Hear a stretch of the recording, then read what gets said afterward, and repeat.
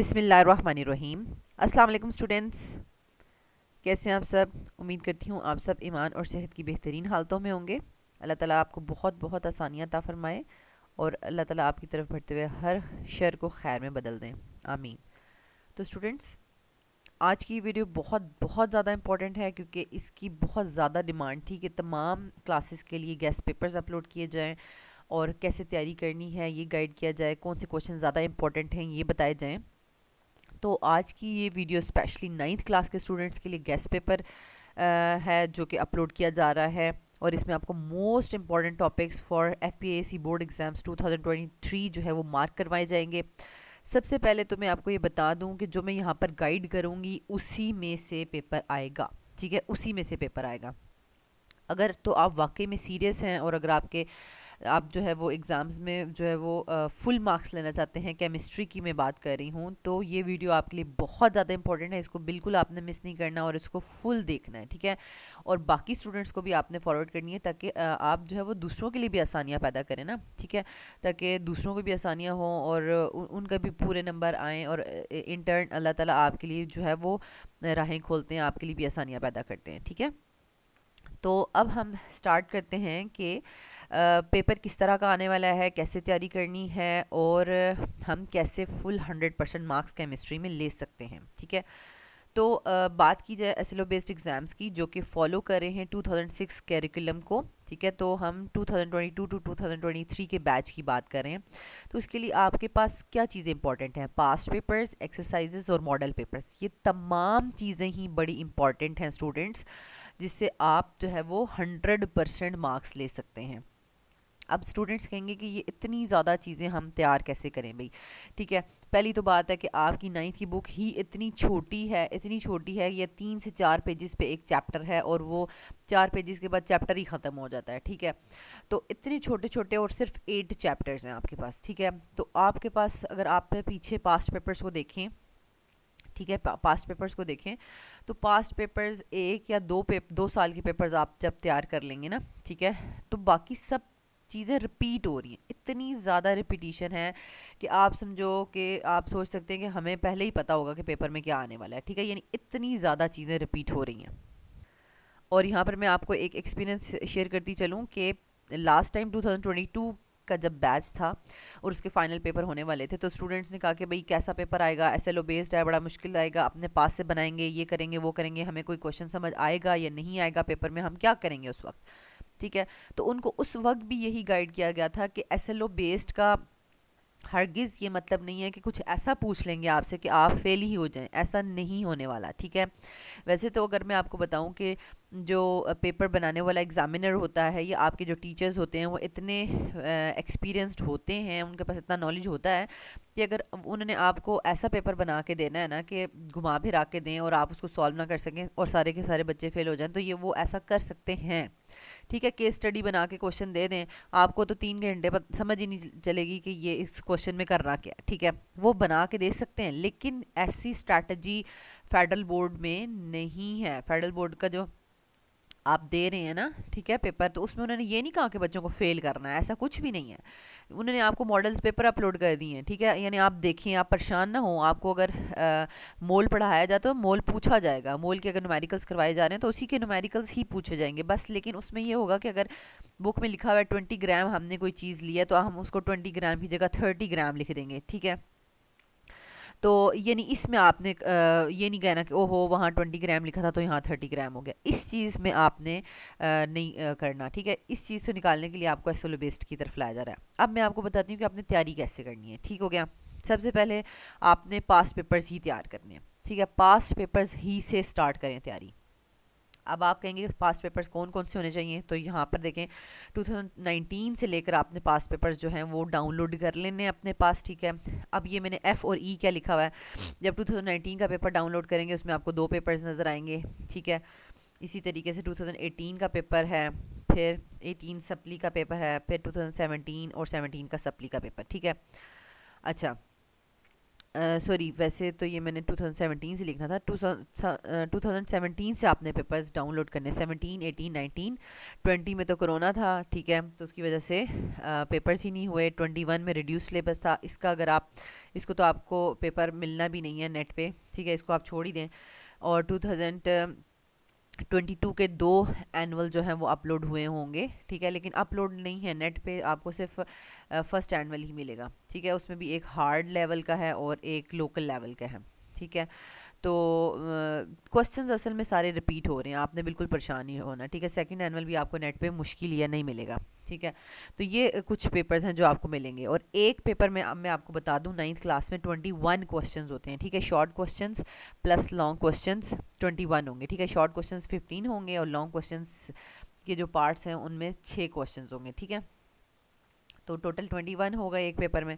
जब आप 2017 से लेकर स्टार्ट करेंगे, ठीक है, जब आपने 2017 और 2018 का पेपर समझे कर लिया ना, ठीक है, 2018 का पेपर, तो आपने समझें कि सब कुछ ही तैयार कर लिया होगा। अब बस नेक्स्ट नेक्स्ट जब पेपर होगा उसमें आपने बस टिक लगाते जाना है, टिक लगाते जाना है, ठीक है। फॉर एग्जांपल मैं अभी आपको बताती हूँ।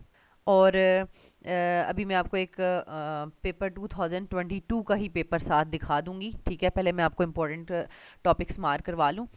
तो सबसे पहले आपने जो चैप्टर 1 है ना, फंडामेंटल्स ऑफ केमिस्ट्री, उसमें आपने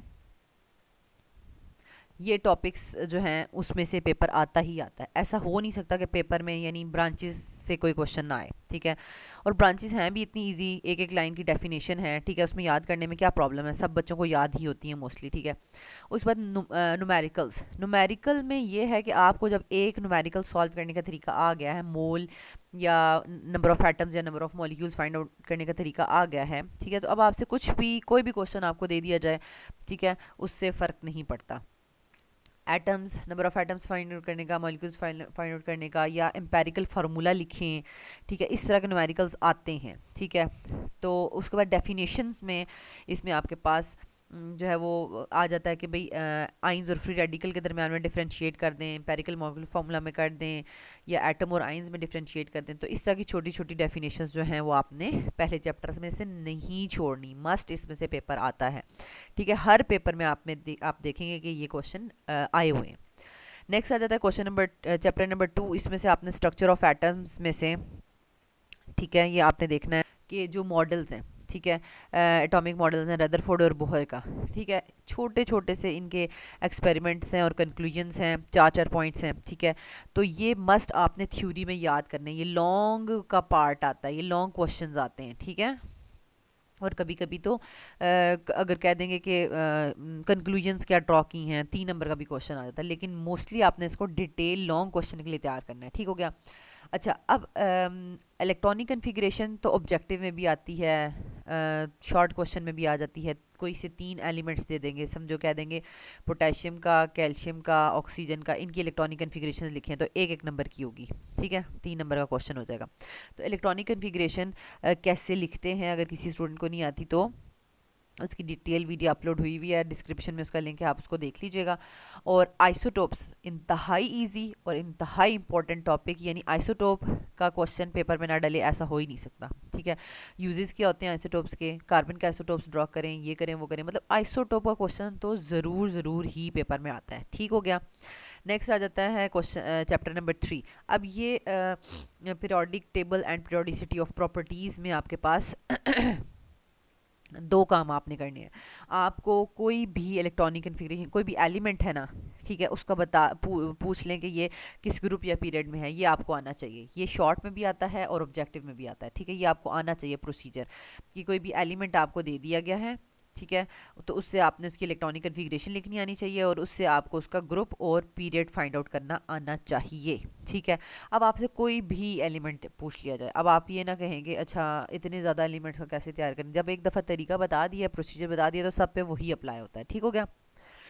अच्छा, फिर आपके पास जो प्रॉपर्टीज़ आपको पढ़ाई गई हैं उनमें से ये लॉन्ग के लिए आपने तैयार करना। देखें, अब साथ साथ मैं आपको बता रही हूँ कि लॉन्ग में ना आ जाता है कि कोई सी 2 प्रॉपर्टीज आ जाएंगी, जैसे कहेंगे कि आयनाइजेशन एनर्जी और इलेक्ट्रॉन एफिनिटी को डिटेल में लिख दें, ठीक है। उसमें ये भी इतना कोई बहुत बड़े बड़े क्वेश्चन नहीं है कि आप परेशान हो जाएं। भाई एक लाइन में आपने इनकी डेफिनेशन लिखनी है, फिर एक लाइन में आपने उनका ट्रेंड बताना है कि टॉप टू बॉटम और लेफ़्ट टू राइट ट्रेंड क्या चल रहा है, और फिर एक लाइन में आपने उनकी रीज़न बतानी है कि इस वजह से ये ट्रेंड ऊपर या नीचे हो रहा है। ठीक हो गया। तो बेसिकली इतने बहुत लॉन्ग लॉन्ग क्वेश्चंस नहीं है कि आपने थ्योरियाँ इसकी रट्टे मारनी है। ठीक है, ये अंडरस्टैंड कर लिया, 3 लाइंस में इसके आंसर्स आ जाएंगे। तो आपने चारों जो इसकी प्रॉपर्टीज़ हैं उनका डेफिनेशन, ट्रेंड और रीज़न एक एक लाइन का आपने करना है। ठीक है, ये नहीं छोड़ना, इसके बगैर पेपर बन ही नहीं सकता। नेक्स्ट आ जाएगा आपके पास जो है वो chapter number 4, structure of molecules. अब इसमें मोस्ट इंपॉर्टेंट चीज़ जो आपको सिखाई हुई है वो आयनिक और कोवेलेंट बॉन्ड बनाना सिखाया हुआ है। ठीक है, तो जब आपको पता चल गया कि आयनिक बॉन्ड कैसे बनता है, यानी पहले आपको कैटाइन बनाना पड़ता है, जैसे कि कैल्शियम का कैटाइन बनाया आपने। ठीक है, फिर कोई एनाइन बनाना होगा, जैसे क्लोरीन का बना दिया। ठीक है, और फिर उनको आपने उनकी जो इलेक्ट्रॉन मतलब वो मॉडल ड्रॉ करके आपने उसका यानी इलेक्ट्रॉन ट्रांसफ़र हो रहे हैं, ठीक है, इस तरह करके जैसे बुक में बना हुआ है, तो आपने उसको ड्रॉ करना होता है। तो आयनिक बॉन्ड बनाना आपको आ गया और कोवेलेंट बॉन्ड बनाना आ गया। तो ये मस्ट पेपर में आता है, लॉन्ग के लिए तैयार करना है, लॉन्ग क्वेश्चंस के लिए आपने इनको तैयार करना है। ठीक है, अब कोवेलेंट बॉन्ड आप जब पास्ट पेपर्स देखेंगे ना, तो हर पेपर में ये भाई इसका कोवेलेंट बॉन्ड बना दें, कोवेलेंट बॉन्ड क्या होता है उसकी एग्जांपल्स बना दें, single covalent bond, double, triple, सारी डिटेल लिख दें। 6 नंबर का क्वेश्चन भी आया हुआ है। ठीक है, कोवेलेंट बॉन्ड बहुत ज़्यादा पूछा हुआ है, लेकिन आयनिक बॉन्ड भी जो है, आयनिक बॉन्ड में ज़्यादातर पूछा हुआ है कि एल्यूमिनियम का कैटाइन कैसे बनेगा। ठीक है, तो पूरा प्रोसीजर लिख दें, मैग्नीशियम का कैटाइन कैसे बनेगा, इस तरह करके ना। ठीक है, इसके भी 1-2 क्वेश्चंस आए हुए हैं। तो जब आप पास्ट पेपर तैयार करेंगे तो आपका 100% जो है ना फाइनल पेपर आपको आता होगा। अच्छा, हाइड्रोजन बॉन्डिंग क्या होती है, ठीक है, और एडहेसिव्स कितना मतलब जैसे यूज़ ऑफ आइसोटोप्स बड़ा ही सिंपल ईजी सा है, इसी तरह एडहेसिव्स का टॉपिक भी बड़ा इजी है कि ये ऐसे स्टिकी मटेरियल्स होते हैं जो चीज़ों को जोड़ने में हेल्प करते हैं। ठीक है, तो अब उनमें आपके पास नेचुरल एडहेसिव्स भी होते हैं और कुछ सिंथेटिक भी होते हैं, एपॉक्सी एडहेसिव्स होते हैं, वो कैसे काम करते हैं, उनमें भी बेसिकली ये ना हाइड्रोजन बॉन्डिंग की एप्लीकेशन ही है। ठीक है, एडहेसिव्स क्या हैं, हाइड्रोजन बॉन्डिंग शो कर रहे हैं ना, और उसी वजह से चीज़ें आपस में स्टिक होती हैं। अच्छा, नेक्स्ट आ जाता है ऑक्टेट रूल, यानी कोई भी चीज़, कोई भी एटम स्टेबल क्यों है, वो अपना ऑक्टेट कंप्लीट करना चाहता है और इस वजह से। ठीक है, तो डुबलेट और ऑक्टेट की डेफिनेशन भी आपको मस्ट आनी चाहिए। ठीक हो गया, और ये भी कोई इतनी मुश्किल नहीं है, एक लाइन में डेफिनेशन है। तो अभी तक देखें, आई थिंक सो यहाँ पूरी 9th में अगर देखा जाए तो शायद 7th चैप्टर ऐसा होगा जो बच्चों को याद करने में या कुछ करने में मुश्किल लगे, और लॉन्ग क्वेश्चन और चैप्टर भी बहुत लेंथी है, लेकिन उसके अलावा बाकी सारे चैप्टर छोटे छोटे, एक एक लाइन की डेफिनेशन और पूरे पूरे नंबर। ठीक हो गया, चैप्टर नंबर 5 पर आ जाए। बॉयल्स लॉ, चार्ल्स लॉ की डेफिनेशन। ठीक है, एक लाइन की डेफिनेशन, यानी उनमें वॉल्यूम और प्रेशर और वॉल्यूम और टेम्परेचर का क्या रिलेशनशिप है, और साथ उसके न्यूमेरिकल हल करना ज़रूर ज़रूर ज़रूर आपको आना चाहिए। इसके न्यूमेरिकल्स लॉन्ग में आ जाते हैं। ठीक है, लॉन्ग में इसका न्यूमेरिकल आ जाता है, और इसी तरह पूरा आएगा क्वेश्चन कि बॉयल्स लॉ क्या होता है, और ये पूरी डाटा है, तो इसमें आप ना बॉयल्स लॉ को प्रूव कर दें कि ये प्रूव हो रहा है इस डाटा से या नहीं हो रहा, या इसका प्रेशर क्या है या इसका वॉल्यूम क्या है फाइनल, और ऐसे ऐसे करके ना, तो उसके न्यूमेरिकल्स। लेकिन आपने बिल्कुल परेशान नहीं होना, जो आपकी बुक में है वही न्यूमेरिकल आपने प्रैक्टिस करने हैं, सेम सेम सेम वही न्यूमेरिकल, सिर्फ उसकी वैल्यू चेंज हो सकती है। अगर लिखा हुआ है 6dm क्यूब तो उसकी जगह दे देंगे 4dm क्यूब। ठीक है, कुछ इस तरह से, मतलब वैल्यू चेंज करेंगे, बाकी और कुछ नहीं करेंगे। ठीक हो गया, क्रिस्टलाइन एंड अमॉर्फस सॉलिड्स की तीन चार आपको जो है डिफरेंसेस आनी चाहिए। ठीक है, अच्छा, बॉइलिंग पॉइंट और इवेपोरेशन से रिलेटेड जो आपके पास ना कॉन्सेप्चुअल क्वेश्चंस हैं वो बड़े आते हैं पेपर में। भाई बॉइलिंग पॉइंट से रिलेटेड तो एक क्वेश्चन तो इतनी दफ़ा रिपीट हुआ, हर पेपर में तकरीबन पूछा हुआ है कि भाई प्रेशर कुकर में ना 120 डिग्री सेंटीग्रेड पे क्यों जो है वो वाटर बॉयल होता है, हालांकि वाटर का बॉइलिंग पॉइंट तो 100 है, तो वो 120 पे क्यों बॉयल होता है। ये हर ही तकरीबन उसमें क्वेश्चन पेपर में रिपीट हुआ होता है। ठीक है, फिर इवेपोरेशन जब हो रही होती है, ठीक है, तो कूलिंग क्यों होती है। ठीक है, तो ये छोटे छोटे क्वेश्चंस आपने खुद नहीं सोचने कि हाय हम खुद टॉपिक का क्वेश्चन बना लेना कि मतलब कॉन्सेप्चुअल, या मैम आप बना दें हमें कॉन्सेप्चुअल कौन कौन से, कोई नहीं ज़रूरत खुद बनाने की। बुक में जो ऑलरेडी बने हुए हैं ना एक्सरसाइज में और क्विक क्विज में, वही कॉन्सेप्चुअल शॉर्ट क्वेश्चन पेपर में आएंगे। ठीक है, और लास्ट में फ्यूजन डिफ्यूजन जो है वो उसकी डेफिनेशन आपको आनी चाहिए, वो पेपर में पूछी जा सकती है। ठीक है। नेक्स्ट आ जाता है चैप्टर नंबर 6 सॉल्यूशंस। मोलैरिटी का न्यूमेरिकल हर चैप्टर में पूछा गया है। अब एक मोलैरिटी आपने सीख ली, मोलैरिटी का फॉर्मूला ये है, उसकी डेफिनेशन ये, और उसका न्यूमेरिकल ऐसे हल होता है। तो कोई भी न्यूमेरिकल आपको हल करवा लें, आपको आना चाहिए, ठीक हो गया, क्योंकि आपको वैल्यूज पुट करनी आ गई हैं। उसके बाद आपके पास जो है वो डेफिनेशंस, ये देखें सिंपल सिंपल सी डेफिनेशन है कि सस्पेंशन क्या होती हैं, कोलाइड सॉल्यूशंस, इनका डिफरेंस आपको आना चाहिए। अच्छा, फिर सैचुरेटेड, सुपर सैचुरेटेड और अनसैचुरेटेड सॉल्यूशंस क्या हैं। तो इनमें भी कोई बहुत ही मुश्किल और कॉम्प्लिकेटेड से कॉन्सेप्ट्स नहीं है, सिंपल से हैं। और ये जैसे ब्रांचेस ऑफ केमिस्ट्री, कितना आसान क्वेश्चन है ना, लेकिन बच्चों से पूछा जाता है पेपर में और बच्चे उसमें पूरे नंबर लेते हैं। बिल्कुल इसी तरीके से ये भी, यानी सॉल्यूशंस की टाइप्स की डेफिनेशंस पूछी जाती हैं और स्टूडेंट्स जो हैं वो इसमें पूरे नंबर लेते हैं, क्योंकि ऑलरेडी उन्होंने याद किया होता है। अच्छा, नेक्स्ट आ जाता है सॉल्युबिलिटी। सॉल्युबिलिटी में इससे ना जो है वो कॉन्सेप्चुअल क्वेश्चन बहुत ज़्यादा रिपीट हुए हैं, और ये सॉल्युबिलिटी तो बहुत ज़्यादा पूछी जाती है। जैसे कि कोई भी आपको दो कंपाउंड्स दे दिए जाएंगे, कहेंगे कि ये आपस में ना, बल्कि ये जो है ना वाटर में एक तो ज़्यादा हल हो जाता है और एक नहीं हल होता। क्यों? तो आप कभी कौन सा दे देते हैं, कभी जैसे कह देंगे कि बेंजीन जो है वो वाटर में नहीं हल होता, या कोई और हल हो जाता है, ठीक है। काफ़ी सारे दिए हुए थे, अभी मुझे क्वेश्चन माइंड में नहीं आ रहा, लेकिन ये कि उसमें एक पोलर होगा और एक नॉन पोलर होगा। तो हम कहेंगे कि जो पोलर है ना, लाइक डिजॉल्व लाइक, जो पोलर है वो वाटर में हल हो रहा है, ठीक है, हाइड्रोजन बॉन्डिंग की वजह से। और जो नॉन पोलर है तो जो है वो उस वजह से हल नहीं होगा, ठीक है। इसी तरीके से यानी एक ही लाइन में उसकी डेफिनेशन बनती है। और आप अभी जब पास्ट पेपर्स तैयार करेंगे तो आपको पता चलेगा कि एक क्वेश्चन आपने तैयार कर लिया, आगे 3-4 पेपर्स में वही क्वेश्चन बार बार रिपीट हो रहा है कि भाई ये क्यों हल हो रहा है, ये नहीं हल हो रहा, ये हल हो रहा है, ये नहीं हल हो रहा, ठीक है। इसी तरह से जैसे सॉल्ट का पूछा जाता है, ठीक है, एक क्वेश्चन आया हुआ था सॉल्ट का, कि सॉल्ट तो पानी में हल हो जाता है, लेकिन शुगर नहीं, सॉल्ट और शुगर दोनों हल हो जाते हैं, लेकिन एक की सॉल्युबिलिटी ज़्यादा होती है और एक की कम होती है, ठीक है। एक की सॉल्युबिलिटी ज़्यादा होती है और एक की कम होती है। अब शुगर हमारे पास जो है वो नॉन पोलर है, ठीक है, और सॉल्ट्स जो है वो पोलर है और आयनिक कंपाउंड है, ठीक है। तो इसकी वजह से इसकी सॉल्युबिलिटी ज़्यादा होती है और शुगर की कम होती है, ठीक हो गया। तो ये इस तरीके से आपने आपकी बुक में ही लिखे हुए क्वेश्चन, ये खुद से बनाने की ज़रूरत नहीं है, ठीक है। तो जब आप पास्ट पेपर तैयार करेंगे तो आपको खुद ही अंदाज़ा हो जाएगा। तो अब आ जाता है जी चैप्टर नंबर 7, जो इंतहाई इम्पॉर्टेंट भी है। अगर तो कुछ ऐसे स्टूडेंट्स हैं कि जिनको लगता है कि हमने सिर्फ पास ही होना है, तो वो बेशक इस चैप्टर को छोड़ भी दें, ठीक है, जिन्होंने सिर्फ पास होना है, क्योंकि ये बहुत डिटेल्ड चैप्टर है, बहुत कॉन्सेप्चुअल चैप्टर है, बहुत लेंथी भी है, और उसमें से बहुत ज़्यादा लिखना पड़ेगा, मतलब ठीक है, आपको सारा का सारा याद करना पड़ेगा। जैसे ऑक्सीडेशन रिडक्शन, ठीक है। और फिर जब कॉन्सेप्ट समझ लिया तो अब आप कोई क्वेश्चंस दी जाएंगे, उसमें से बताया जाएगा कि बताएं कि इसमें ऑक्सीडेशन हो रही है, किसमें रिडक्शन हो रही है, फिर यानी प्रॉपर कॉन्सेप्ट अप्लाई हो रहे हैं इसमें, ठीक है, इसमें सिर्फ थ्योरी नहीं है। फिर जो है ऑक्सीडाइजिंग रिड्यूसिंग एजेंट्स की डेफिनेशन बता दी। फिर इक्वेशंस में से आपको बताना होगा कि कौन ऑक्सीडाइजिंग एजेंट एक्ट कर रहा है, कौन रिड्यूसिंग एजेंट एक्ट कर रहा है। फिर कंडक्टेंस ऑफ इलेक्ट्रिसिटी, यानी अगर कोई आयनिक कंपाउंड है वो मोल्टन फॉर्म में है तो कैसे इलेक्ट्रिसिटी कंडक्ट हो रही है, एक्वा सोल्यूशन में कैसे कंडक्ट हो रही है। ये चीज़ें, ये वो क्वेश्चंस हैं जो बार बार हर पेपर में रिपीट हुए हैं, ठीक है। किसी पेपर में डाउन सेल पूछ लिया है तो अगले पेपर में नेल्सन सेल डिटेल में पूछ लिया, यानी 6 नंबर का क्वेश्चन आता है।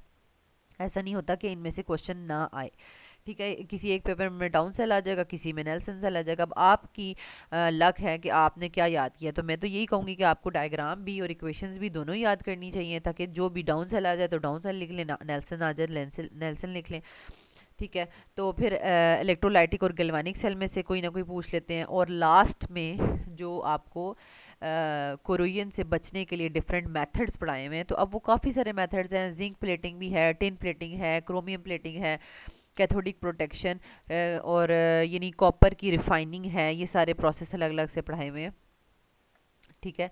तो इनमें से कोई ना कोई एक क्वेश्चन आ जाता, तो ये बड़ा ही डिटेल है, यानी इसमें आप ये नहीं कह सकते कि भाई अब इसमें से कौन सा आएगा कौन सा नहीं आएगा। इसलिए अगर जो वीक स्टूडेंट्स हैं, जो कहते हैं कि चलें ठीक है 70-80% मार्क्स भी हमारे लिए बहुत हैं, हमने पूरे 100% नहीं लेने, तो वो चैप्टर नंबर 7 को जो है वो स्किप भी कर सकते हैं, ठीक है। यहाँ पर मैं हमने आपको सिंसियर जो है वो एडवाइस दे दी है, लेकिन वो स्टूडेंट्स जिन्होंने पूरा साल पढ़ा है और उन्होंने ये चैप्टर तैयार किया हुआ है, वो बिल्कुल भी नहीं छोड़ें इसको, ठीक है। इसमें से पास्ट पेपर्स में से सारे क्वेश्चंस तैयार कर लें, आपका पेपर 100% हो जाएगा। लास्ट पेपर है, सॉरी लास्ट चैप्टर है, चैप्टर नंबर 8 केमिकल रिएक्टिविटी। उसमें से नोबल मेटल्स का कंसेप्चुअल क्वेश्चन कि भाई ये नोबल मेटल्स रिएक्ट क्यों नहीं करती हैं, एक्वारिजिया क्या होता है, और एसिडिक स्ट्रेंथ का यानी HCl, HBr, HI वगैरह में से कौन ज़्यादा स्ट्रॉन्गर एसिड है नहीं है। ये सारे शॉर्ट क्वेश्चन जो है ना आपकी एक्सरसाइज में 5-6 दिए हुए हैं, उन्हीं में से बार बार क्वेश्चन पूछे जाते हैं, ठीक है। और के गोल्ड के यूजेस बता दें, ठीक है। और इस तरह करके छोटे छोटे क्वेश्चंस अल्कली मेटल से रिलेटेड या एटमॉस्फेरिक ऑक्साइड से रिलेटेड क्वेश्चंस आपकी जो एक्सरसाइज में है ना, इसी चैप्टर की एक्सरसाइज में वही 4-5 क्वेश्चंस में से क्वेश्चन बार बार रिपीट होते हैं, ठीक है।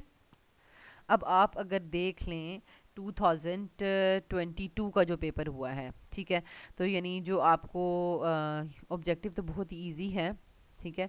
तो अभी आप देखें मैंने आपको क्या कहा था कि नहीं, पहले चैप्टर में से डेफिनेशंस आपने की हुई हैं, देखें पिछले स्टूडेंट्स को यही कहा था, तो अगर किसी ने तैयार किया तो उसके तो पूरे नंबर आएंगे। देखें मॉलिक्यूलर आयन और फ्री रेडिकल, अच्छा, फिर एटॉमिक नंबर, मास नंबर और एटॉमिक मास यूनिट की डेफिनेशन याद की हुई है। फिर आपको कहा हुआ था कि बोहर या रदरफोर्ड का मॉडल आपको आना चाहिए, तो देखें बोहर का मॉडल ड्रॉ करना आना चाहिए ना।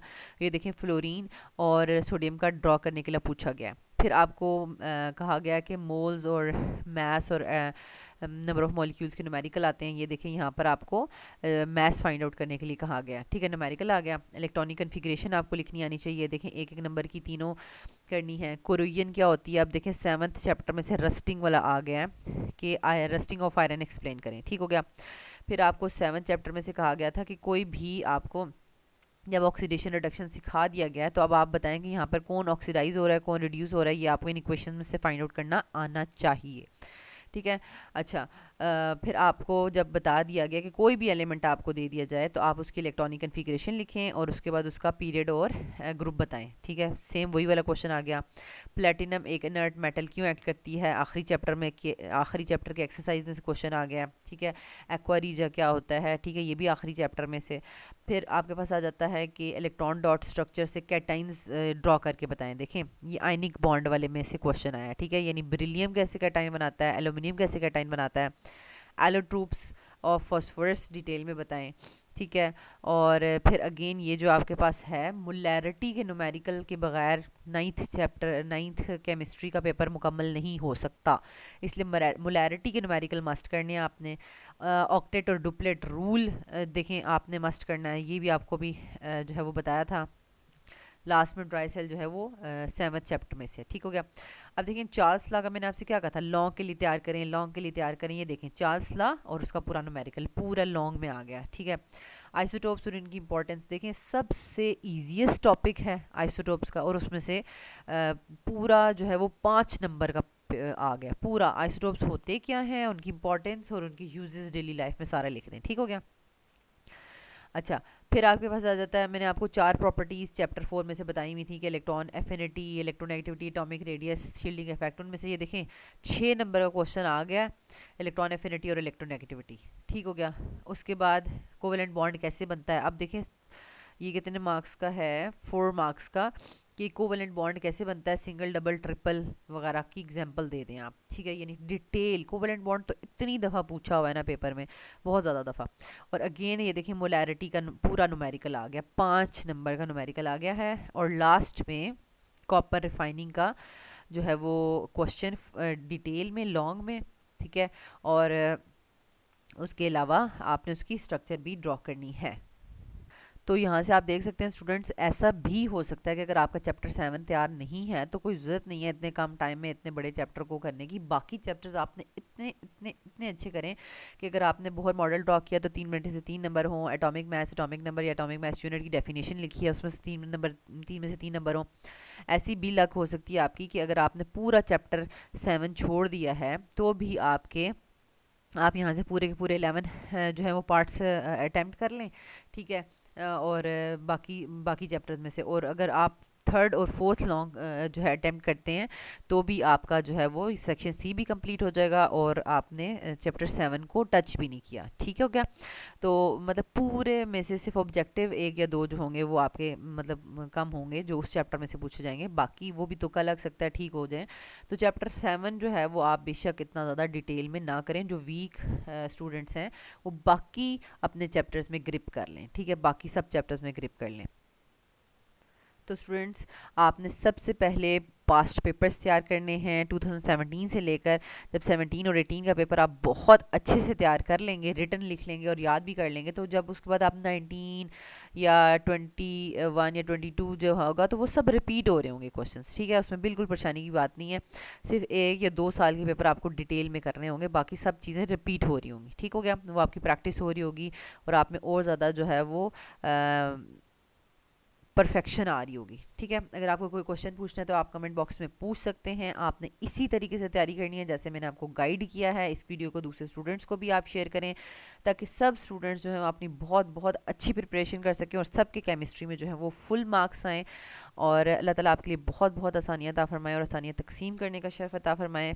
स्टूडेंट्स, अगर आपको ये वीडियो अच्छी लगी है तो आपको ज़रूर लाइक करना है और इसको चैनल के बटन को भी सब्सक्राइब करें, बेल के आइकन को भी ज़रूर प्रेस कर दें ताकि न्यू आने वाले लेक्चर्स का नोटिफिकेशन आपको मिलता रहे। And don't forget to share it with other students. Thank you.